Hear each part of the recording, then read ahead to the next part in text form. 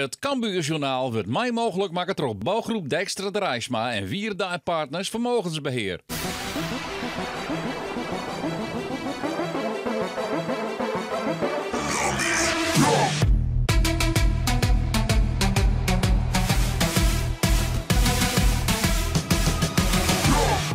Welkom bij het Jellier-oersjoch van het Cambuurjournaal. We sjuggen in de komende 24 minuten waarom op de eerste seizoenshelte van de Ljouwertes. Wat kun je daar zeggen? Nou, dat die goed wie.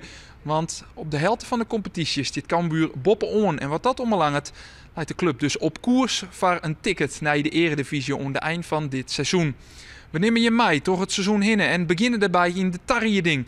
Op een gegeven moment wordt duidelijk dat Sonny Stevens en Robert Muren langer bij Cambuur bleven. Al betiert in de tarrieding wordt dat bekend. Belangrijk vanzelfs voor de club, omdat het twee wichtige pion binnen. Stevens, de keeper, die zijn contract verlengert. En Robert Muren, de spits, de topscutter, die het op een nij voor een ier hierd wordt.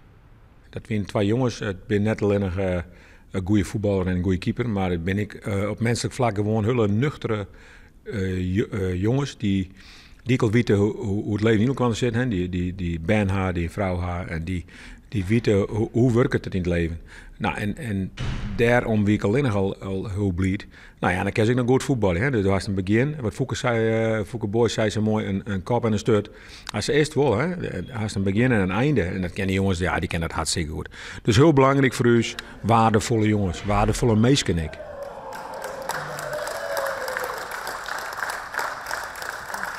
In de oefencampagne speelt het Cambuur dan tegen FC Volendam. Maar die wedstrijd die is van onderschikt belang.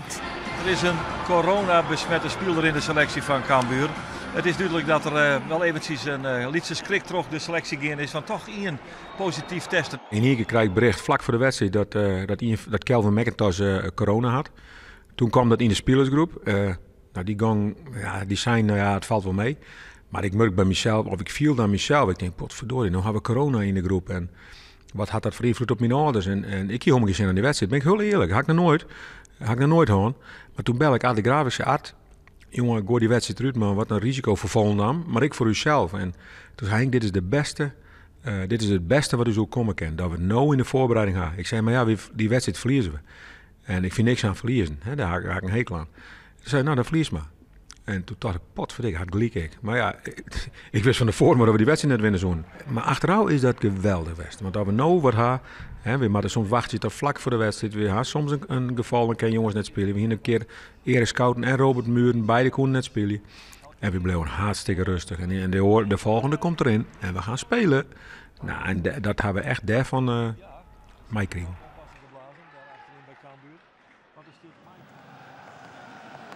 De competitie begint van Cambuur met vuurwerk voorafgaand aan de thuiswedstrijd tegen NEC. Cambuur komt op voorsprong door een doelpunt van Sven Nieuwpoort. Krijgt naar het skoft. Goeie start voor de ploeg van Henk de Jong. Tegen NEC toch een van de outsiders voor de titel. Het wordt nog mooier, want de Ljouwertes krijgen strafschop. Isaac Colon wordt onderuit hellen en Robert Muren maakt het al 2-0. En Cambuur wint de eerste competitiewedstrijd van NEC. Dan wacht het de vierde uitwedstrijd. De vierste uitwedstrijd zelfs, naar Maastricht, MVV uit. Dit is een vrije trap die het heerlijk binnensketten wordt door Robin Moulin. Het is het begin van wat uiteindelijk een makkelijke middenwurzel in Maastricht. Want Cambuur rint oer de thuisploeg hinnen. Dit is een onval uit het boekje en een spitsengoal van Robert Muren. 4-0 wordt het nog voor het skoft.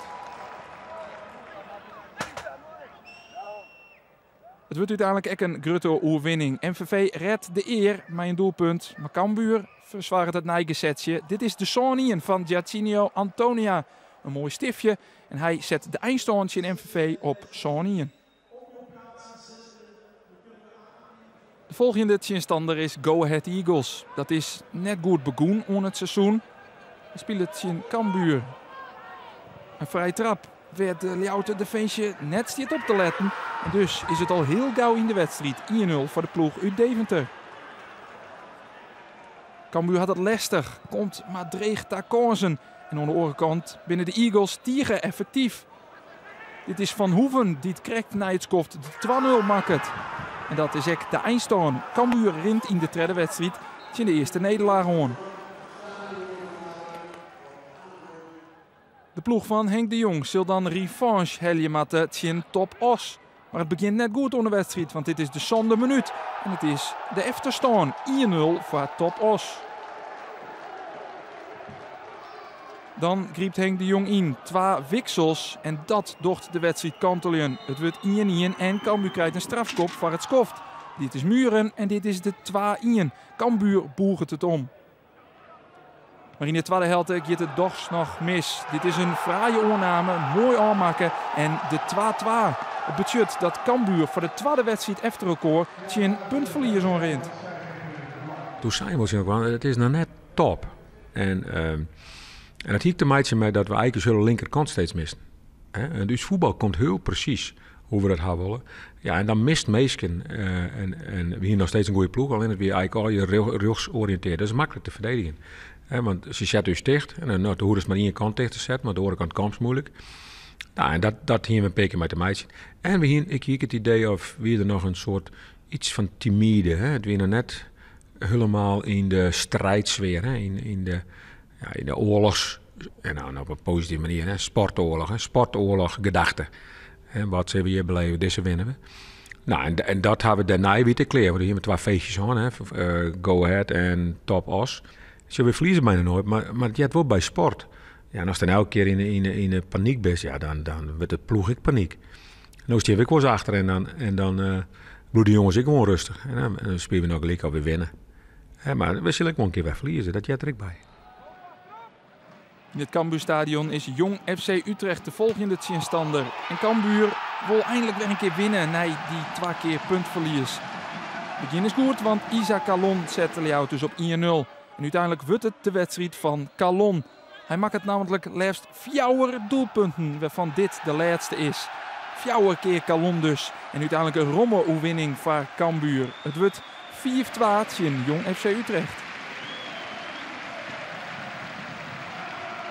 Het coronavirus zorgt er dan voor dat er voor lege stadions spelen wordt. In een treesteleerse ambiance in Helmond komt Cambuur in de eerste helft op efterstand.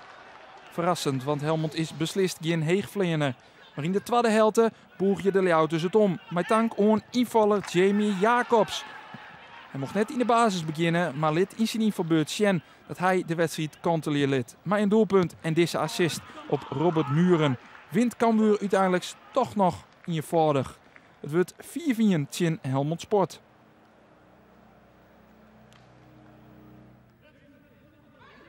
Een paar dagen later komt Hikkesluiter FC Dordrecht naar Leeuwarden. Het wordt een eenvoudige midje voor Cambuur. Dat hier via Robert Muren op een 2-0 voorsprong komt.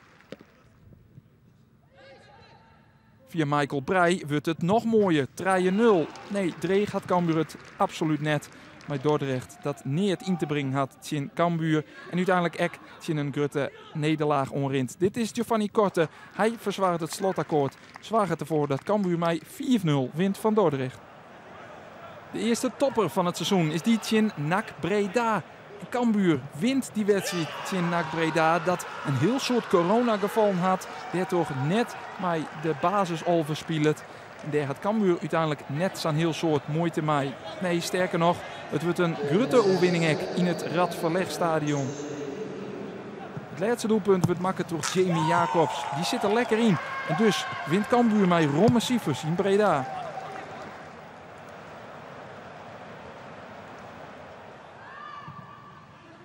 En Cambuur maakt dit seizoen een heel soort doelpunten. Kind dat ik in de wedstrijd in Roda JC nou wol Atsebigelix een beetje geholpen worden. Zoals hier, Robert Muren krijgt de kans. En die matje zijn kans natuurlijk net Jan. Hij zet Cambuur op voorsprong al na 10 minuten. En uiteindelijk wordt het een makkelijke joen voor Cambuur. Dit is Gertinho Antonia. Die profiteert van Nijgepruts van Roda.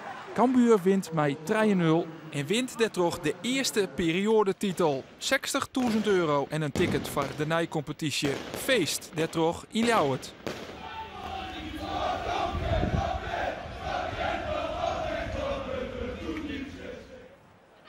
2 weken later op een topper van Cambuur als Jong Ajax op bezieten komt in het Cambuurstadion. Die ploeg komt met een sterke selectie. Aardig wat spelers uit het eerste. Kenneth Taylor zet de gasten dan ook al op een betierde voorsprong. Het liep het een dreigemiddje te winnen van Cambuur. Maar door dit weergaloze doelpunt van Mees Hoedemakers wordt het al gauw weer leak. Omdat hij zo mooi is, Mees Hoedemakers. En Cambuur boegt het dan om. Profiteert van gepruts in de Ajax-defensie. En het wordt 2-1 door een doelpunt van Michael Breij. Maar in de slotfase gaat het dochs mis. Jong Ajax komt op Liekese Hichte en maakt het hier 2,5 minuut voor tijd de winnende. Cambuur verliest weer eens van Jong Ajax met 3-2. En dat voor een week waarin 2 topwedstrijden wachten. Almere City en de Graafschap. Hier proberen ze wat te prikkelen. Hè? Dat dit wel wedstrijden binnen waar je echt een dreun uitdelen kennen. Ik richting Almere, die stond zien ze helemaal bovenaan stonden. En dan loek ze er toch in. En de Graafschap is een ploeg waar we voor hier mee strijden om de titel. En die hield ik verdienen om te promoveren. Ja, maar dan mag je in die weken al een machtig gas aan. Dus dan probeer je een sfeer te creëren en hoe goed we zelf binnen. Ik ken altijd van uzelf uit hoe goed we binnen. Tegenstander zeker, laten we beeldje en dat. Maar geen van uzelf uit. Nou, en dat probeer je te creëren, hoe goed we binnen. En wat we kennen. Net bang wijzen, weg. Bang ben ik net. Almere City is op dat stuit de koprenner in de eerste divisie als het op bezieten komt in Ljouwert. Cambuur liet zien dat Cambuur de grote titelfavoriet is. Gaat makkelijk, want dit is de 1-0 in de eerste helft al na 3 minuten. Mitchell Paulussen zet Cambuur op het juiste spoor. Maar al gauw wordt het 1-1. Een galokje liek het van Delvecchio Blackson. Hij wil een voorzet Jan, maar de bal waait in de goal en de stand is weer in liekwicht. Maar daarna rekent Cambuur met Almere City. Dit is Erik Schouten die de Leeuwters weer op een voorsprong zet. En daarna gaat het hut, valt het ene naar het orendoelpunt. Zoals deze, de fjouwer Ian. En dan zitten we nog voor het skoft. Het doelpunt is van Michael Breij.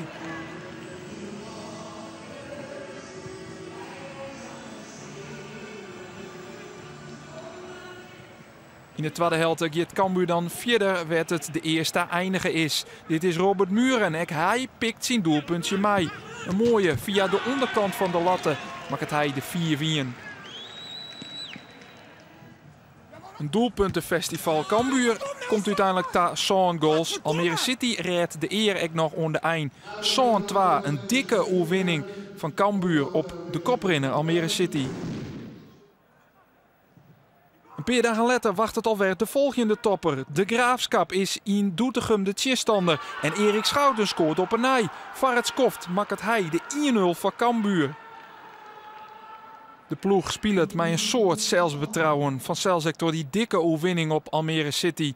En de Graafschap had geen antwoord op het spul van de Leeuwters. In de tweede helft is de Graafschap wel een beetje sterker, krijgt het ook wel kansen, maar Cambuur laat zien dat het effectief is. Dit is een mooie paas op Giovanni Korte. En let even op, wat prachtig aanmaken van deze onvaller. Hij maakt de 2-0 van Cambuur en beslist daarmee de wedstrijd. Cambuur wint na de dikke overwinning op Almere City. Dus ek van de Graafschap met 2-0. Achteraf vind ik dat wel mooi. Dat ze denken, nee, potverdikkers, je bent toch stug. En die hier niks verwachten, die winnen we. Hè? Maar dan slaan we er toch ouw. En dat is, we staan al heel lang bovenaan. En er is elke keer opgejaagd wild. En het is opgejaagd. Soms een stuk wacht je. En proberen uit je spul te halen. Nou, en dat we daar rustig in bloeien, dat vind ik wel mooi. Geweldige resultaten, maar het spul wordt er in die weken naar de toppers net beslist beter op. In de thuiswedstrijd in FC Den Bosch, dat dan hier naar laatste stiert, komt Cambuur zelfs op een verrassende achterstand. Maar Cambuur had een kwaliteit dit seizoen en dat is net in de waarheidje van een achterstand. Sterker nog, daar goed mee omgaan en weer waarom komen in de wedstrijd. Dit is Giovanni Korte, die het nog voor het skoft de liekmaker maakt. En na het skoft neemt Cambuur uiteindelijk afstand. Onder oren via deze laatste goal van Isaac Kalon. Hij maakt het een kwartier voor tiert de trein en dat is ook de eindstand.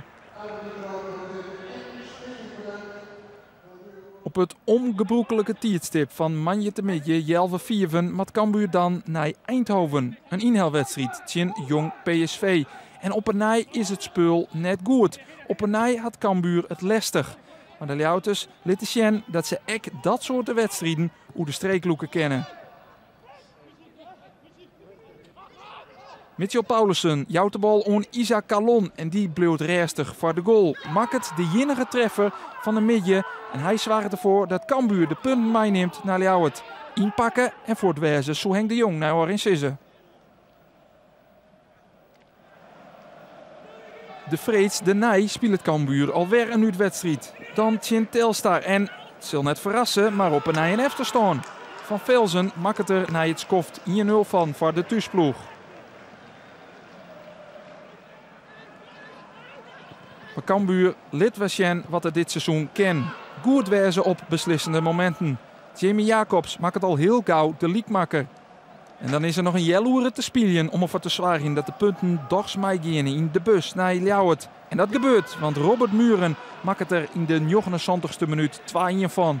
Dat is de eindstand en op een nij wichtige punten voor Cambuur in een uitwedstrijd.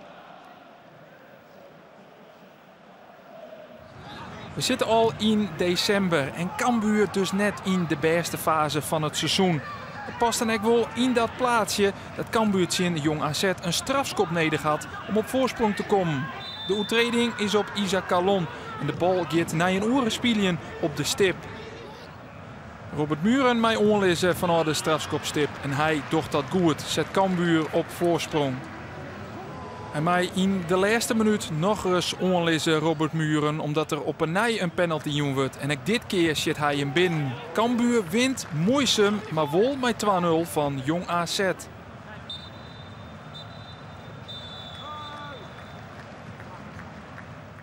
De laatste competitiewedstrijd van het jaar 2020 is een uitwedstrijd. In Rotterdam tegen Excelsior. En Robert Muren gaat toch maar werd hij tegen Jong AZ eindigen is. Doelpunten meidje. Al is deze van zelfs wel prachtig. De voorzet van Giovanni Korte en de Volendamse spits kopt hem heel mooi binnen. Het budget de 1-0 en dat is ook de enige treffer uit die wedstrijd. Dan naar het KNVB bekertoernooi. Cambuur speelt het in de eerste ronde tegen RKC Waalwijk. Wint naar strafschoppen. En in de tweede ronde is Go Ahead Eagles de tegenstander. Henk de Jong wisselt het in zijn opstelling, maar liefst nog een keer. Brengt vaste spelers in en een van hen is Ragnar Orad Mangoen. Die de Ljauters op voorsprong zet. Cambuur verleer in de competitie thuis van Go Ahead Eagles. Zal revanche wollen. Maar Go Ahead Eagles komt al gauw waarom in de wedstrijd. Dit is namelijk de 1-1 van Luc Brouwers.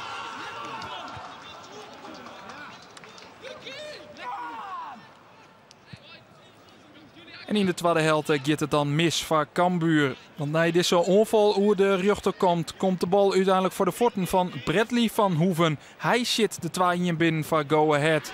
Cambuur komt die klap net meer te boppen en verliest in de tweede ronde van het bekertoernooi. Cambuur leidt er dus voor de winterstop al uit. Na zontje wedstrijden stiert Cambuur Bob on in de keukenkampioen-divisie. 43 punten uit zontje wedstrijden is de score voor de Ljauters. De voorsprong op nummer 2 Almere City is 3 punten. En nog volle belangrijke de voorsprong op plak nummer 3. De eerste 2 promoveren namelijk streekjocht naar de eredivisie. De voorsprong op nummer 3, de Graafschap, is liefst 8 punten al. Daarna ek NAC Breda dat al op 11 punten stiert van Cambuur. Onderaan zorgen we dat FC Den Bosch en FC Dordrecht bij 11 punten onderaan staan. Mooi dat we bovenaan staan. Voor de rest stelt niks voor. Er is maar, ik ben met 2 prijzen, de periodetitel en kampioen worden of tweede. Met tweede is ik kampioen worden. Dus daar gaan we voor. En daar staan in de winterstop boven ons, zei hij niks. Ja, mooi vind ik het. Maar het is geen prijs. Prijs is pas aan het eind. Maar natuurlijk is het liever bovenaan dan vierde, vijfde. Wat voor cijfers zoest de eerste seizoensheld, Jan? Nou, wat wij meemaken is dat gewoon een 8,5 tot een 9. Tot nota. Ja, dat is net normaal wat we doen. En Meestal is een tik of dat is bovenaan is het hier erop gaat wat minder. Nou, tot nota, gauw klopje, gaat het hartstikke goed. Robert Muren doet dit seizoen bij Cambuur wat hij echt verliezen seizoen al die doelpunten meidje. Maar bij het vooral varieer de ene nog mooier wie als de oor. Ook dit hier zorgen we waarom op zijn doelpunten en meidje we een top 3 in Murens mooiste. Hoe kijk je persoonlijk naar je eerste seizoen zelf? Ja, vorig jaar vond ik mezelf beter in het spel. Nu is het ietsje minder. En dat merk ik ook de afgelopen maand. Als het dan met team wat minder is, dan ben ik daar debat aan. Maar ook niet ontevreden weer. Want ja, als spits kijk je ook naar je statistieken. En daar heb ik niks over te klagen. Ik ga hem toch vragen, waar ga je voor? Je staat nu op 15. Waar wil je aan het eind van het seizoen staan? Ja, 16. Ja. Nee, je weet dat ik daar geen antwoord op geef. Vorig jaar heb je antwoord gegeven. Ja. Dan zou ik het anders zeggen. Je weet dat ik daar een hekel aan heb. Nee, wat ik zeg, we willen promoveren. En of ik er dan 20 maak en we promoveren, hartstikke goed. En als ik er 30 maak, nog mooier. Dan ga ik naar Telstar.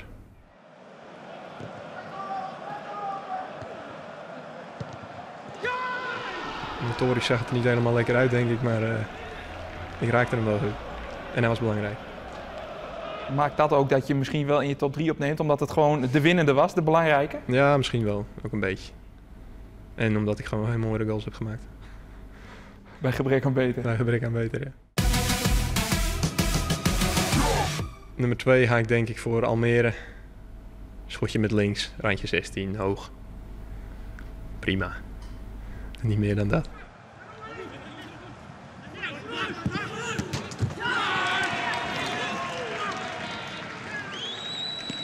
Had de keeper die niet moeten hebben? Dat weet ik niet. Ik kan me niet herinneren. Hij was zo hard. Inderdaad, hij gaat denk ik een beetje, hij gaat via de keeper een beetje onderkant lat. En ja, dat ziet er wel spectaculair uit. Dat was het niet hoor, maar zo ziet het er wel uit. Dat was MVV uit. Dat was puur een technische goal.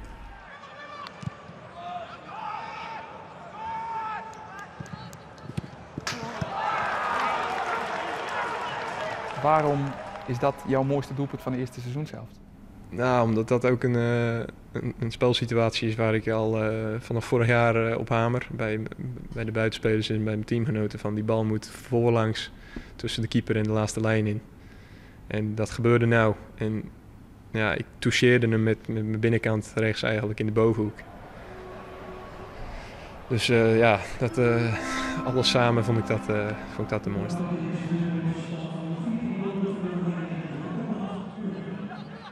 Was het lastiger dit jaar dan vorig jaar misschien wel? Ja, vorig jaar had ik ook moeite met de eerste seizoenshelft. Maar dat heb ik redelijk goed gemaakt de tweede seizoenshelft. Vooruit, laten we een uitzondering maken. De eerste helft van het jaar, de tweede seizoenshelft van vorig seizoen. Ja. Waarin je die ene na die andere mooie goal maakte. Laten we daar nog één van uitpakken. Ik weet het echt niet.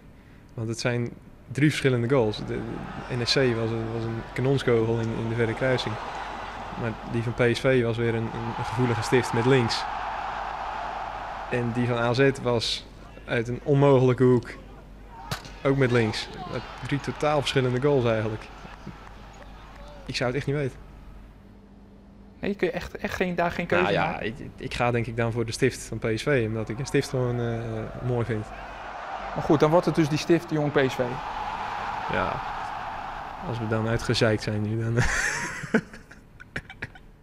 Nou, daar zijn we er.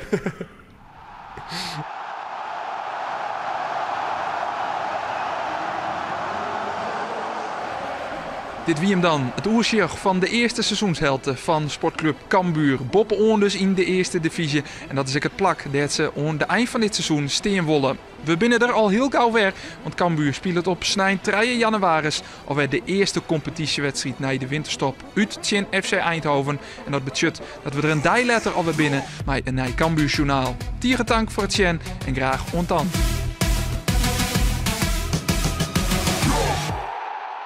Het Cambuurjournaal waard mij mogelijk maken door bouwgroep Dijkstra de Rijsma en Wierda en Partners Vermogensbeheer.